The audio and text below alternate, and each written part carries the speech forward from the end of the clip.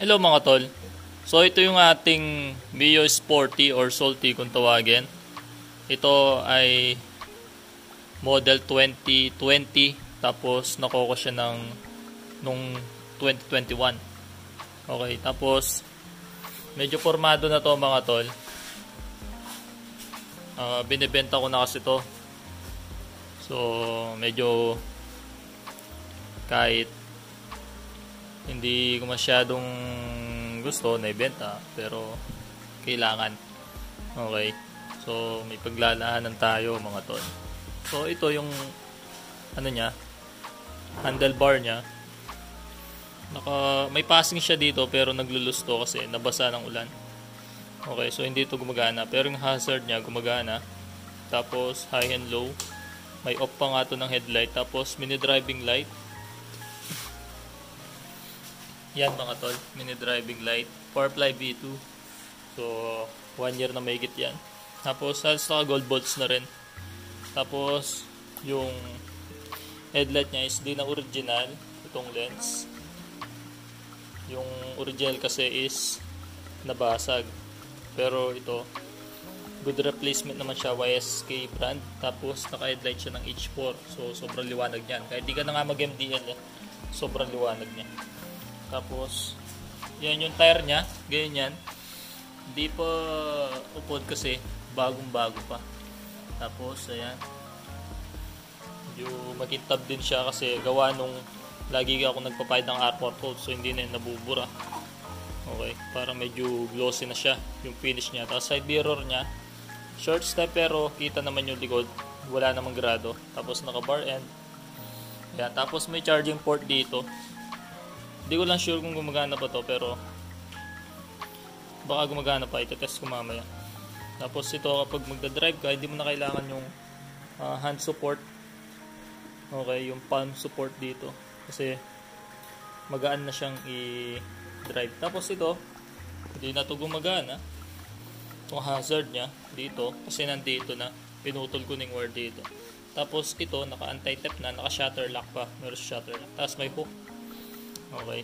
Tapos meron pa siyang dito. Yung kanyang warning. Okay. Hindi final siya. Tapos yung carpet niya. Okay. Naka noodle coil tayo. Tapos yung magnet niya hindi pa nabuksan.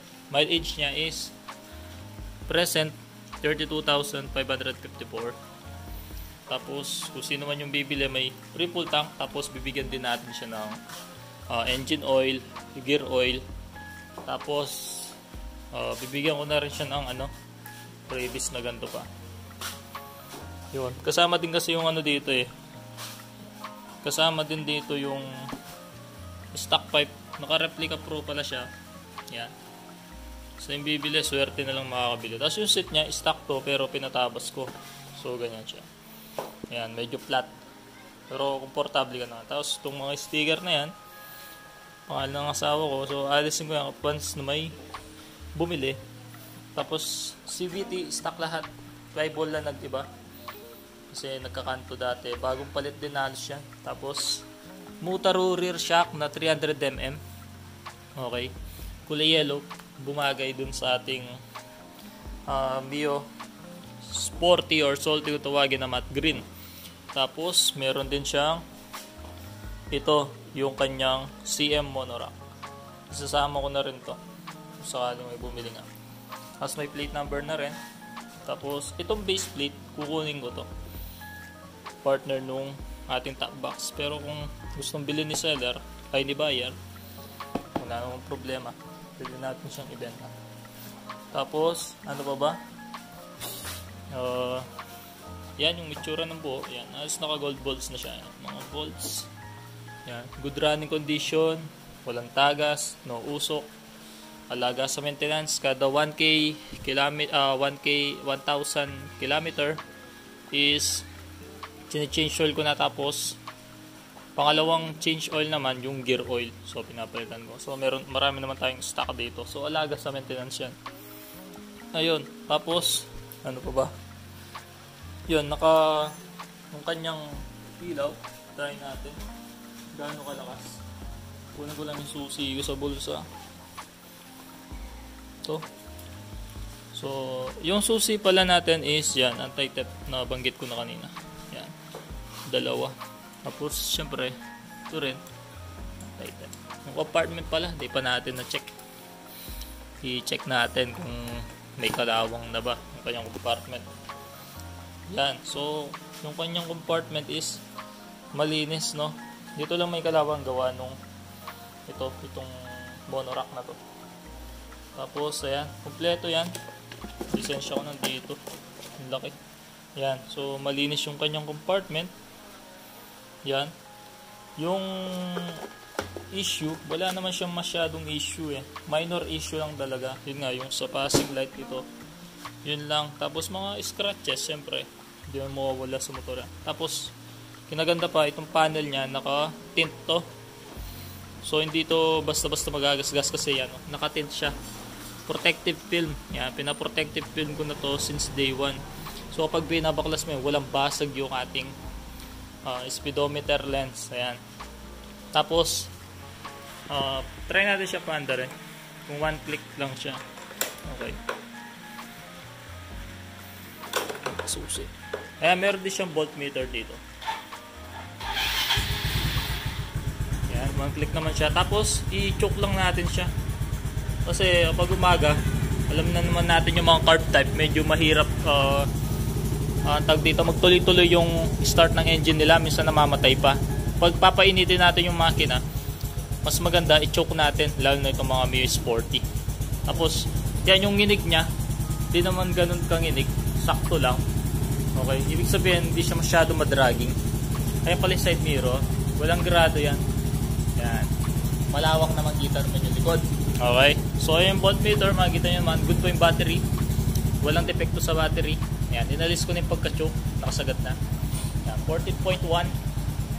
Ayan, so good running condition.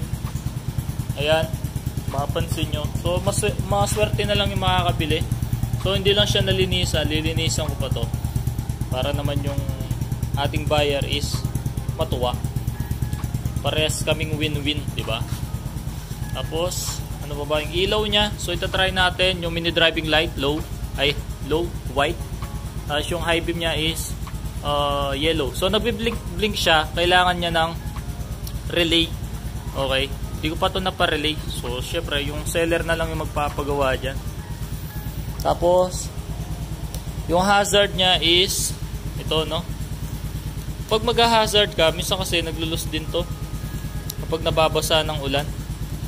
Okay, kailangan iwasan na lang mabasa ng ulan. Pero gumagana yung hazard niyan kapag natuyo na itong nasa loob niya.